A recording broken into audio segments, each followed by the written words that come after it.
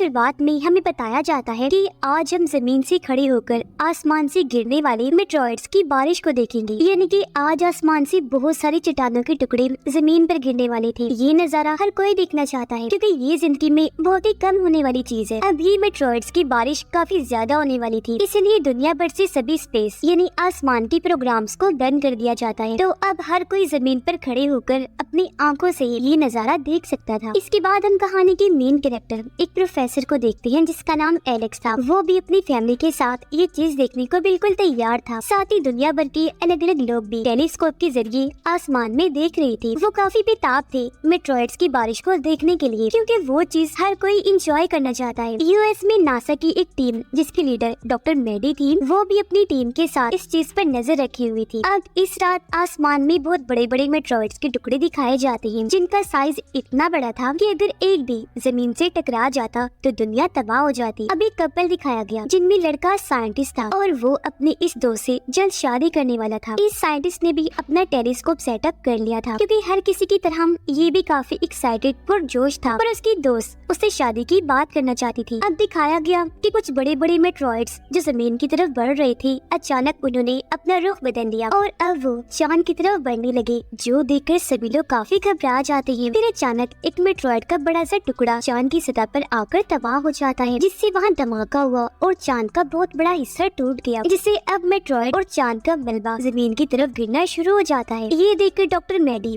US के president को फौरन इस बारे में खबर कर देती है। मेडी और उसकी टीम अपनी कैलकुलेशन हिसाब से पता लगाते हैं कि अगले 1 घंटे में ये मलबा जमीन से आकर टकरा जाएगा, जिस बारे में उन्होंने प्रेसिडेंट को भी खबर कर दी थी, जिस वजह से पूरी जगह को बंद कर दिया जाता है। लेकिन कुछ ही देर बाद मेट्रॉइड का एक छोटा सा टुकड़ा जमीन की एक सतह से आकर टकरा गया, जिससे वहाँ धमाका हुआ और जमीन पर भी काफी तबाही मच गई, जिसकी खबर फौरन साइंटिस्ट यूएस के प्रेसिडेंट को करते हैं। एक मेट्रॉइड का टुकड़ा ऑस्ट्रेलिया के एक समंदर में आकर गिर जाता है, जिससे वहाँ काफी बड़ी सुनामी की लहर बन जाती है और इस वजह से ऑस्ट्रेलिया और आसपास के मुल्कों में सुनामी आने लगती है। पर फिलहाल इससे इतनी तबाही नहीं हुई क्योंकि पहले ही लोगों को वहाँ से निकाल लिया गया था। मेडी प्रेसिडेंट की एक मीटिंग में उन्हें वीडियो कॉल करती है और सारी सूरत हाल के बारे में खबर करते हुए बताती है कि मेट्रॉइड के इस हादसे की वजह से चांद ने अपनी जगह बदल ली, वो जमीन के करीब होता जा रहा है। कैलकुलेशन से हमने पता लगवाया है कि वो जमीन की 35,000 किलोमीटर करीब आ चुका है। ये चीज काफी परेशान करने वाली है। मजीद इसका क्या इम्पैक्ट हो सकता है इस बारे में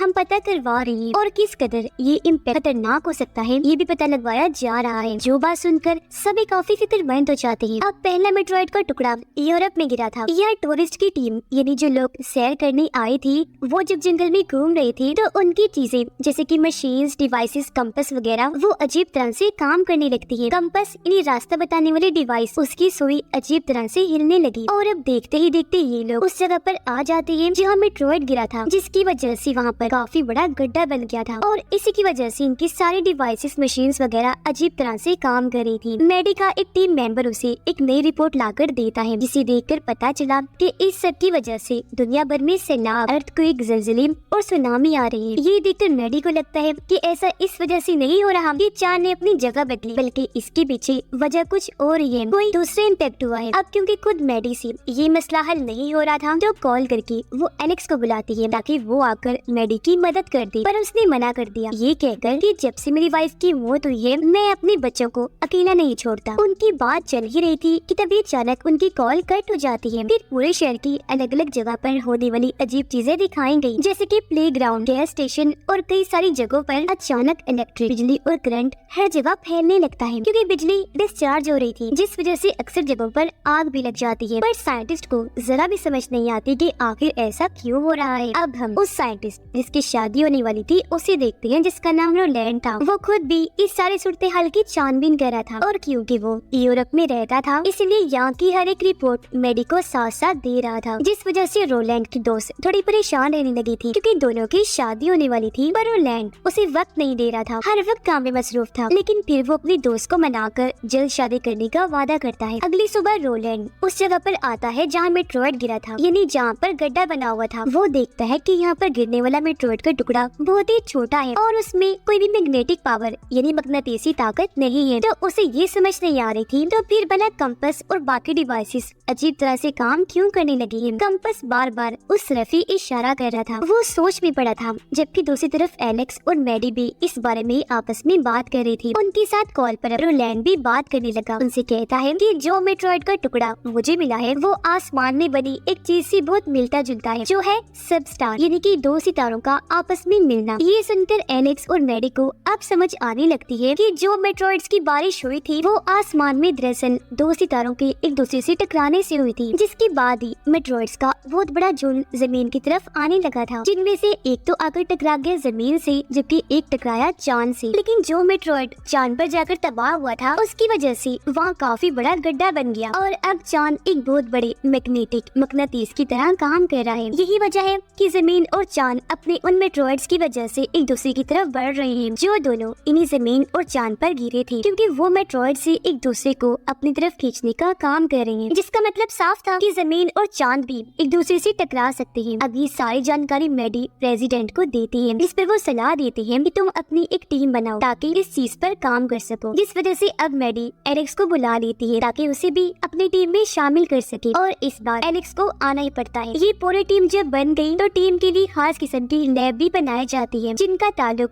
अलग अलग मुल्कों की साइंटिस्ट और स्पेस स्टेशन को चलाने वाले लोगों से था। चांद जमीन के इतना करीब आ गया था कि अब वो जमीन से बआसानी नजर आ रहा था, जिस वजह से अगले 2 दिन में बिजली से जुड़ी हर चीज बंद होने वाली थी। अब रात के वक्त एलेक्स और मैडी एक होटल में बैठी जब खाना खा रही थी तो अचानक वहाँ की लैब अपने आप ही फटने लगती है। ये जब बाहर आए चेक करने तो पता चला कि जमीन पर से एक काफी बड़ी इलेक्ट्रोमैग्नेटिक लहर होकर गुजर रही है, जिसने जमीन की ग्रेविटी को इम्पैक्ट किया है, यानी कि ग्रेविटी पर इस लहर के असरात पड़े हैं। ग्रेविटी बहुत ही कम हो गई है, जिसकी वजह से दुनिया भर की तमाम चीजें जैसे कि लोग, गाड़ियाँ, बाइक्स, मशीन, जहाज, हर चीज हवा में उड़ने लगी थी। और अब जैसी लहर गुजर गई हर चीज वापस स्टेबल हो जाती है, यानी अपनी जगह पर वापस आ गई थी। अब एलेक्स अपने साथियों को बताता है कि मेट्रॉइड के टकराने की वजह से चांद का मास जो पहले जमीन से काफी कम था अब वो हद से ज्यादा बढ़ गया है, जिस वजह से चांद का वजन भी बढ़ गया है, उसमें भारीपन आ चुका है और यही भारीपन जमीन की छोटी मोटी चीजों पर अपना असर डाल रहा है। अगर ऐसा ही चलता रहा तो बहुत जल्दी चांद जमीन के बहुत करीब आ जाएगा, जिससे इस तरह की और भी कई सारी इलेक्ट्रोमैग्नेटिक लहरें आने लगेंगी। अब ये सुनकर गवर्नमेंट मजीद तबाही को रोकने का प्लान बनाती है। वो हर चीज जैसे कि जहाज, ट्रेन, ट्रैफिक और लोगों को रोकने का फैसला करती है। हर जगह ये खबर फैला दी गई कि लोगों को अपने अपने घरों में ही रहना है, बाहर बिल्कुल नहीं निकलना। कुछ देर बाद एक और ताकतवर इलेक्ट्रोमैग्नेटिक लहर आई, जिस वजह से फिर से लोग हवा में उड़ने लगे और इस बार तो सिस्टम भी बंद हो जाती है, क्योंकि उनमें ग्लिच, खराबी आ गई और तो सैटेलाइट्स और एक दूसरे से राब्ता करने का जो जरिया था, कम्युनिकेशन सिस्टम, वो भी बंद हो जाता है। बहुत तबाही मची, जिससे अब इन लोगों के पास गॉड के भरोसे पर रहने के अलावा और कोई रास्ता नहीं था। उधर रोलैंड काफी देर से अपने दोस्त को कॉल करने की कोशिश करता है, पर उसका राब्ता ही नहीं हो पाता, क्योंकि उसकी दोस्त जब ट्रेन से जा रही थी तो ट्रेन भी हवा में उड़ने के बाद जोर से जमीन पर आकर गिर जाती है, बुरी तरह तबाह हो गई, जिसमें कई सारे लोग मारे गए और कई जख्मी हो गए। और गिरी हुई ट्रेन में ही रोलैंड की दोस्त बेहोश पड़ी थी। सारे कैलकुलेशन करने के बाद मैडी प्रेसिडेंट को बताती है कि 39 दिनों के अंदर चांद जमीन से टकरा जाएगा। ये बहुत परेशानी वाली बात है, उससे पहले ही हमें कुछ करना होगा। उधर रोलैंड की दोस्त जहाँ बेहोश पड़ी थी, कुछ लोग आकर उन्हें रेस्क्यू कर लेते हैं, यानी कि उनकी जान बचाकर वहाँ से ले गए। अब पता चला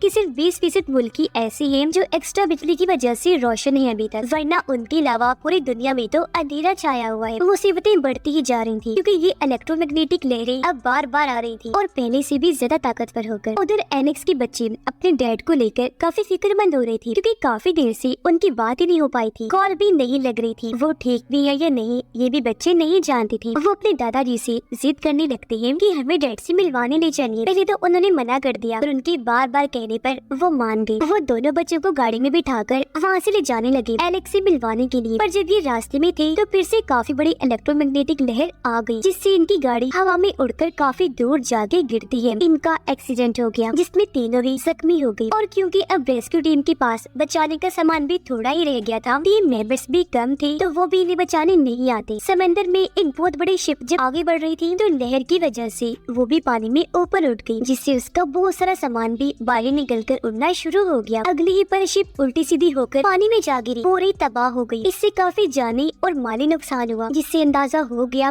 कि अब तो नुकसान हद से ज्यादा ही बढ़ गई है। तो इन सारे हालात को देखते हुए प्रेसिडेंट कर्फ्यू लगाने का ऐलान कर देती है। बस, ट्रेन, शिप्स, प्लेन, यहाँ तक कि लोगों को भी सख्ती से रोक दिया जाता है। अब मैडी ने इन हालात से निपटने का हल निकाल लिया था। वो सबको कहती है कि हम चांद की ग्रेविटी ठीक कर सकते हैं। हमें उसके कोर यानी मेन हिस्से में धमाके करने चाहिए, पर ऐसा करने के लिए हमें बहुत ही पावरफुल ताकतवर रॉकेट्स चाहिए होंगे। इन धमाकों की वजह से वो मेट्रॉइड जो चांद पर है और जो जमीन पर है, जो अभी तो एक दूसरे को अपनी अपनी तरफ खींच रहे हैं, वो फिर एक दूसरे को खुद से दूर करने लगेंगे। ये धमाके फिर चांद को सूरज की तरफ धकेल देंगे। फिर सूरज की ग्रेविटी की वजह से चांद अपनी ऑर्बिट यानी अपनी सही पोजीशन जगह पर आ जाएगा जहाँ उसे होना चाहिए। लेकिन ये सब करने के लिए सिर्फ यूएस की टेक्नोलॉजी काफी नहीं होगी, इसके लिए दुनिया भर के तमाम मुल्कों को एकजुट होना पड़ेगा। लेकिन तभी आर्मी एक अलग ही तरह का प्लान बताती है कि चांद को हम आम रॉकेट के धमाके से भी उड़ा सकते हैं, जिससे सिर्फ थोड़ा बहुत उसका टूटा हुआ मलबा ही जमीन पर गिरेगा, ज्यादा नुकसान नहीं होगा और फिर चांद खुद ही सूरज की तरफ चला जाएगा। पर ये फैसला सुनकर मैडी खुश नहीं थी, क्योंकि उसे लग रहा था कि इसमें नुकसान ज्यादा होंगे। अब यहाँ प्रेसिडेंट दोनों ही प्लान्स के बारे में सोचने का टाइम मांगते हैं, दुनिया भर के अलग अलग प्रेसिडेंट से भी बातचीत करते हैं। जबकि एलेक्स को पता चला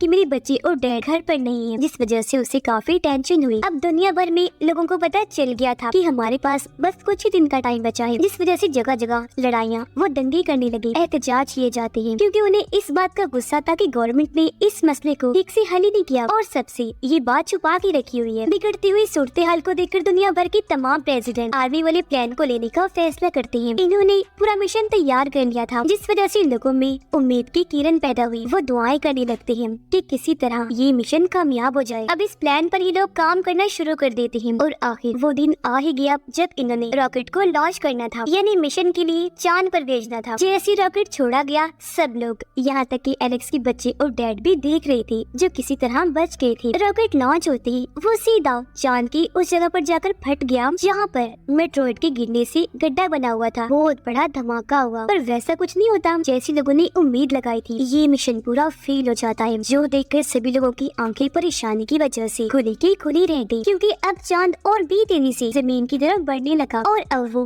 5 दिन पहले ही जमीन से टकरा जाएगा, जिस वजह से सारे लोग फिर से डरने लगते हैं, क्योंकि चांद भी घूमता घूमता और टूट गया था और चांद वाले मेट्रॉइड ने भी अपनी जगह बदल ली थी, यानी कि अब मसला और बढ़ गया था। इसलिए अभी लोग मैडी के प्लान को लेने का सोचते हैं। यहाँ एलेक्स सबको कहता है कि हमें चांद के कोर को मैग्नेटिक करना होगा ताकि चांद बहुत बड़ा मैग्नेट बन जाए। इससे होगा ये कि चांद और उसमें बड़ा मेट्रॉइड एक दूसरे को खुद से दूर कर देंगे, जिसके बाद चांद सूरज की ग्रेविटी में जाकर नॉर्मल ऑर्बिट में घूमने लगेगा। लेकिन इसके लिए हमें चांद पर एक मैग्नेटिक डिवाइस को बनाना होगा। तो अब ये लोग फैसला करते हैं कि हम बहुत बड़े मैग्नेटिक सिस्टम को रॉकेट में सेटअप करके उसे चांद पर भेजेंगे और इस पूरे मिशन के लिए कुछ एस्ट्रोनॉट्स जो आसमान में जाकर मिशन करते हैं उन्हें भी चांद पर भेजा जाएगा। इस मिशन के लिए दुनिया भर के लीडर तैयार तो हो गए, पर उन्हें कुछ ऐसे साइंटिस्ट चाहिए होंगे जो मैग्नेटिक डिवाइस के बारे में बाकियों को समझा सके। इसलिए अब यहाँ प्रेसिडेंट एलेक्स और रोलैंड को चुनते हैं। अपना अपना नाम सुनकर वो दोनों ही काफी दंग रह गए, क्योंकि अब से पहले उन्होंने स्पेस में सफर कभी भी नहीं किया था। वो घबरा इस बात से भी रहे थे क्योंकि इस मिशन में रिस्क था, या कहीं कि ये पूरा ही मिशन मौत का खेल था। लेकिन अपनी अपनी फैमिली और दुनिया की हिफाजत करने के लिए उन्हें ऐसा करना ही था, इसीलिए दोनों ही मान गए। और अब मिशन पर जाने से पहले एलेक्स मैडी को अलविदा कहता है और उसे अपने बच्चों और डैड को ढूंढने का भी कहता है। उधर रोलैंड की दोस्त को जब ये पता चला कि इस मिशन के लिए वो भी जा रहा है तो उसे काफी बुरा लगा, इसलिए अब वो काफी मुश्किलात का सामना करते हुए रोलैंड के पास आई उससे मिलने। वो भी जैसे अपनी दोस्त को देखता है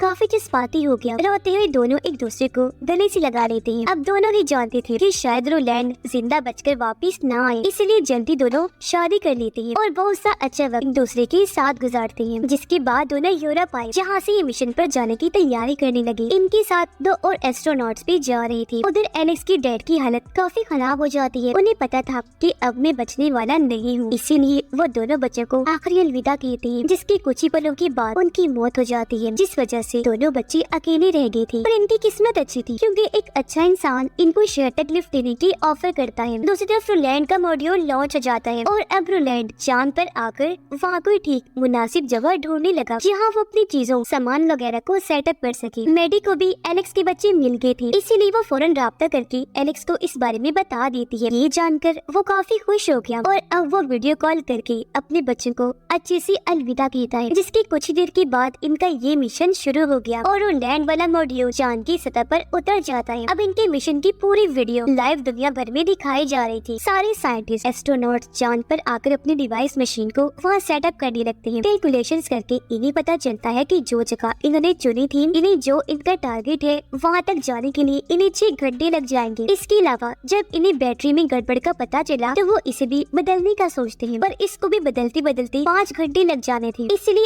अब जनरल इनसे राब्ता करता है, कहने लगा कि तुम चांद की पूरी सतह को स्कैन करो और जिससे जमीन पर इम्पैक्ट हुआ है वहाँ के कोऑर्डिनेट यानी वहाँ की सूरत-ए-हाल के बारे में हमें बताओ ताकि हम यहाँ से कोई मदद भेज सके। अब चांद की पूरी जमीन को स्कैन करने के लिए ये लोग रोलैंड और एक एस्ट्रोनॉट लड़की को स्पेसशिप के जरिए वहाँ से भेज देते हैं ताकि ये कोऑर्डिनेट्स जमीन वालों को भेज सके। लेकिन ये मिशन हर गुजरते पल के साथ मुश्किल से मुश्किल होता जा रहा था। ऐसा लग रहा था कि जमीन का खात्मा भी हो सकता है। इसलिए दुनिया भर के लोग मिशन की कामयाबी के लिए दुआएं कर रहे थे, पर कहीं कहीं कुछ लोग ऐसे थे जो जरा भी डरे हुए नहीं थे, क्योंकि शायद उन्होंने ये कबूल कर लिया था कि आज हमारा आखिरी दिन है। इसलिए ये लोग अपनी जिंदगी के आखिरी पलों को एंजॉय कर रहे थे। अब बैटरी इसी तरह बदल तो गई थी, पर वहाँ के हालात खराब होने लगे, क्योंकि तभी उनका छोटा स्पेसशिप गड़बड़ी की वजह से जोरों से हिलने लगा। जमीन पर साइंटिस्ट जहाँ उनके कोऑर्डिनेट्स आने का इंतजार कर रहे थे, तो तभी उनका राब्ता आपस में टूट जाता है। पर बाद में पता चला कि रोलैंड और एस्ट्रोनॉट्स वाला स्पेसशिप पत्थर से टकराने की वजह से तबाह हो गया। एस्ट्रोनॉट स्पेस में गिरने लगी और उसका हाथ रोलैंड ने पकड़ लिया। हालांकि बचाने की बहुत कोशिश की, पर वो स्पेसशिप में गिरने की वजह से मारी गई। रोलैंड जब एलेक्स से राब्ता करता है तो उसे पता चला कि इनके डिवाइस मशीन में कोई गड़बड़ी है, जिस वजह से कोऑर्डिनेट्स को जमीन पर ही नहीं भेज सकते। मगर अब इनके पास सिर्फ 10 मिनट का ही टाइम बचा था, इसलिए रोलैंड फिर भी हिम्मत करता है। वो जैसे तैसे डिवाइस को स्टार्ट करता है और चांद का सारा डेटा जमीन पर साइंटिस्ट को भेजने का प्रोसेस शुरू कर देता है, जिससे जमीन का एक रॉकेट वहाँ से लॉन्च हो जाता है। अब इनका आधा काम तो पूरा हो गया था और बचने का इनके पास टाइम भी था, इसलिए दूसरा एस्ट्रोनॉट रोलैंड को लिए बगैर ही एलेक्स को वहाँ से निकलने का कहता है। पर एलेक्स ने मना कर दिया कि मैं रोलैंड को लिए बगैर नहीं जाऊंगा। वो खुद भी रोलैंड से राब्ता करता है और उसे जल्द से जल्द वापस आने का कहता है, पर क्योंकि रोलैंड का स्पेसशिप आधा टूट गया था तो इस वजह से उसका वापस जाना बहुत मुश्किल था। इसलिए वो उन लोगों से राब्ता करके उन्हें यहाँ से जाने का कहता है। उसे ये लोग छोड़कर जाना तो नहीं चाह रहे थे, पर ना चाहते हुए भी